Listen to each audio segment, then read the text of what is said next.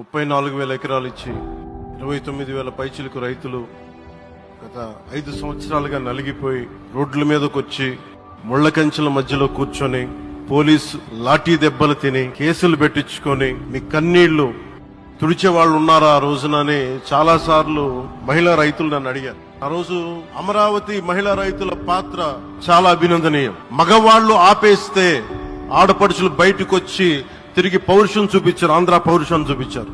మీరికి నా ప్రత్యేక అభినందన. అమరావతి శాశ్వత రాజధానిగా ఉంటుందని ఆ రోజు మేము మాట ఇచ్చాం. అమరావతి అంటే 5 కోట్ల ఆంధ్ర ప్రజల ఆత్మగౌరవం.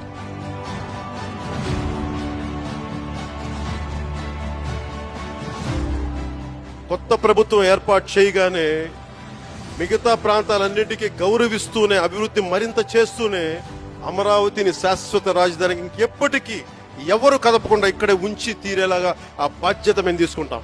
ఆంధ్రప్రదేశ్ రాజధాని అమరావతి. మీ కన్నీళ్లు ఆనంద బాష్పాలు అయ్యే వరకు జనసేన మీతో ఉంటుంది. అమరావతియే ఆంధ్రప్రదేశ్ కి శాశ్వత రాజధాని. ఆ ఇచ్చిన మాట ప్రకారం ఈ రోజున తిరిగి పునఃప్రారంభానికి విచ్చేసిన గౌరవ ప్రధానమంత్రి శ్రీ నరేంద్ర మోదీ గారికి మనస్ఫూర్తిగా మన అందరి తరపున, ఆంధ్రప్రదేశ్ ప్రజలందరి తరపున, అమరావతి రైతాంగం తరపున, ఆడపడుచుల తరపున వారికి చేతులెత్తి హృదయపూర్వక నమస్కారాలు తెలియజేస్తున్నాం. ఈ రోజు ఈ వేదిక నుండి మేమందరం మీకు హామీ ఇస్తున్నాం, అమరావతి మళ్లీ ఒక ప్రపంచ స్థాయి సర్వశ్రేష్ఠ రాజధానిగా ఆవిర్భవిస్తుంది.